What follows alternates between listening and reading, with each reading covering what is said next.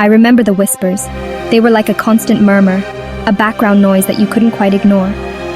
They started subtly, like the rustle of dry leaves before a storm. It was as if the air itself was charged with a sense of impending change. My neighbors in Khartoum spoke in hushed tones about generals and armies, their voices tinged with a mix of fear and curiosity. They talked about power struggles hidden behind the facade of normalcy, a dangerous game being played out in the shadows. Life for Buthena had always been about resilience. She was a pillar of strength in her community, known for her unwavering spirit. A single mother, she juggled raising her two daughters, Safar and little Omar, with her job at the market.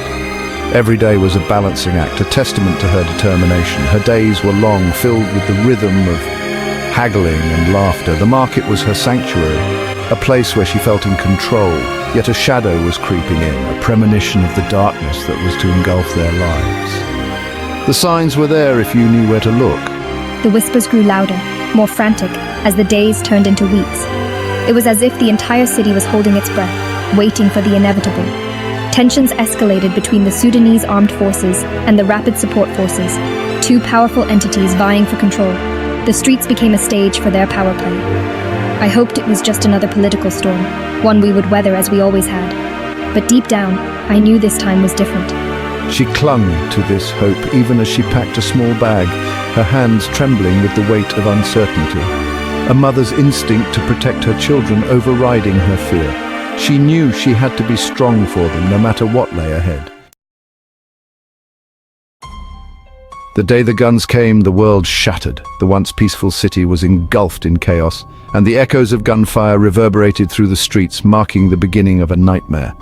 The familiar sounds of the marketplace, the call to prayer, the laughter of children and the hum of daily life, the banter of traders were drowned out by the deafening roar of gunfire.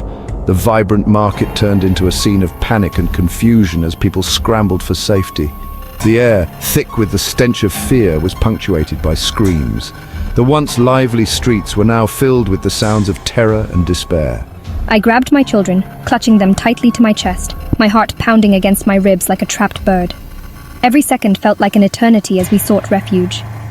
Our small home, once a sanctuary, became a cage. The walls that once provided comfort now felt like barriers trapping us in a world of fear. Days blurred into a nightmarish haze. The relentless fighting showed no signs of stopping, and the hope of peace seemed like a distant dream. The fighting raged on, trapping them in a city transformed into a war zone. Food and water dwindled, and the struggle for survival became more desperate with each passing day. Fear became their constant companion. Every shadow, every sound was a reminder of the danger that lurked around every corner.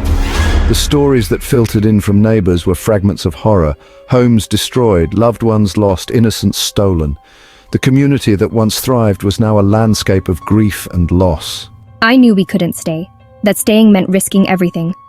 The decision to leave was heart-wrenching, but it was our only chance at survival. Staying meant risking everything. The constant threat of violence left us with no choice but to seek safety elsewhere.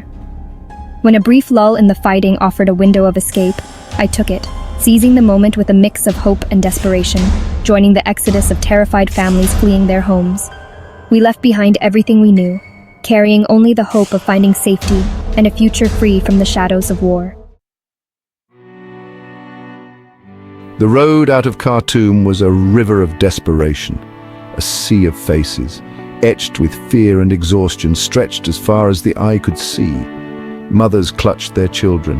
The elderly struggled to keep pace, their belongings bundled in makeshift sacks. My children clung to me like lifelines, each step fueled by a mother's fierce determination. The journey was fraught with danger. The scorching sun beat down mercilessly, water was scarce, and the threat of violence lingered like a spectre. Rumors of attacks on fleeing civilians, of families torn apart, spread like wildfire, adding to the terror. Yet amidst the despair, I witnessed acts of extraordinary kindness. Strangers sharing their meager supplies, offering words of comfort, their shared humanity a beacon in the darkness. They arrived at the border exhausted and traumatized, only to be confronted by a new kind of despair. The refugee camp, a sprawling testament to the scale of the humanitarian crisis, was overflowing. Thousands of families, their lives shattered, were crammed into makeshift shelters, their faces etched with a weariness that ran bone deep. We searched for a sliver of space, a semblance of safety. Days turned into weeks, then months. The camp, intended as a temporary refuge, became their purgatory. Hunger gnawed at their bellies. The relentless heat a constant torment. Disease, it spread, aided by overcrowding and inadequate sanitation, stalked the camp, claiming the most vulnerable, the very young, the very old.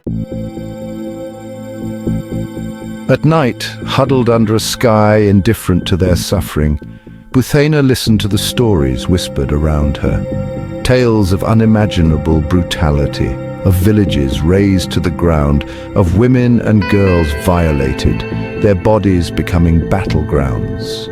The echoes of Darfur, a chilling reminder of the depths of human cruelty, resonated in their hushed tones. Fear, a constant companion, gnawed at the edges of their hope. The stories, laced with pain and loss, were a stark reminder of their own vulnerability.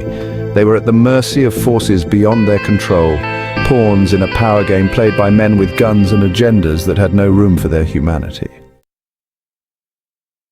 The world, it seemed, had moved on. The conflict in Sudan, relegated to a footnote in international news, was overshadowed by other crises, other tragedies.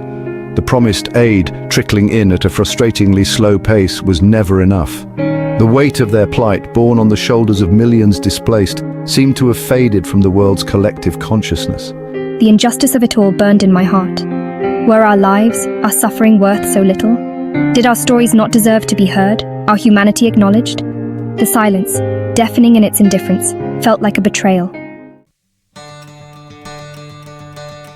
Yet even in the face of such despair, there were glimmers of hope. Aid workers, their faces etched with compassion, worked tirelessly to alleviate their suffering. Organizations like the International Rescue Committee, driven by a profound belief in the sanctity of human life, provided essential aid. Food, water, medical care. These acts of kindness, small but significant, were a lifeline in the storm. They were a testament to the enduring power of human compassion, a reminder that even in the darkest of times, humanity could still find a way to shine through. But the road back from this abyss seemed impossibly long. The conflict, showing no signs of abating, continued to cast a long shadow over their lives. The future, once a canvas of dreams, now stretched before them, bleak and uncertain.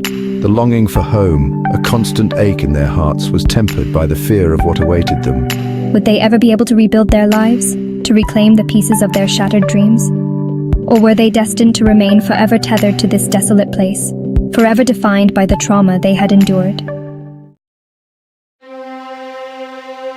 Buthaina often wondered if the world truly understood the cost of their silence.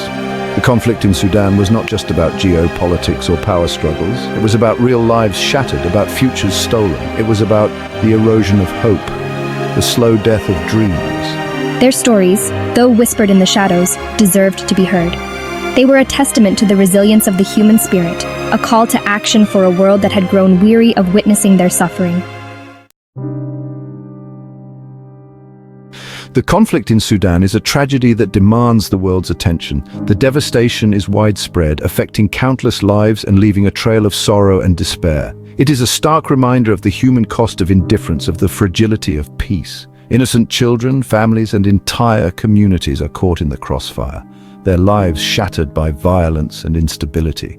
The international community must go beyond offering platitudes and empty promises. Words alone cannot heal the wounds or rebuild the broken lives. Concrete action is needed now. We must mobilize resources, coordinate efforts, and ensure that aid reaches those who need it most. Increased humanitarian aid is essential to alleviate the suffering.